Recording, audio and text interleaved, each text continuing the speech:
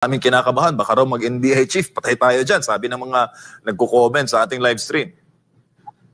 Ayon dun sa bagong batas na nag-reform ng National Bureau of Investigation, tignan niyo sa Section 6, nakalagay po doon that the NBI director must be a lawyer with at least 15 years of experience. So, kung tatandaan niyo yung press conference ni Sec. John Vic, super overemphasize na kailangan sumunod sa batas. Kung ang assignment niya sa susunod ay taliwas na naman sa batas para nilang, para nilang nilalaglag yung sarili nila, so to speak. So para sa akin malabo na even i-consider siya para dun sa NBI position. Besides, yung irony dyan is manggagaling siya from one Remulla to the other. So ang tingin ko medyo malabo po yun.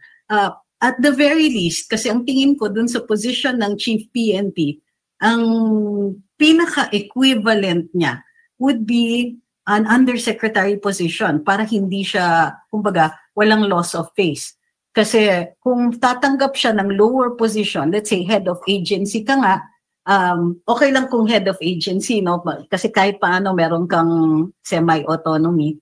Pero kung tatanggap siya within the hierarchy, ang minimum that he can accept without diminution of his rank would be an undersecretary position. So anything yan maliban lang dun sa mga positions that require that they have to have certain qualifications. Hindi pwedeng mga positions na kailangan doktor siya o abogado siya in the absence of that particular qualification. Pero ang tingin ko dyan, anything else, it is entirely possible na i-offer sa kanya. Oo, may mga nagsasabi, special investigator on flood control scam, mga ganon na mga posisyon, ma'am.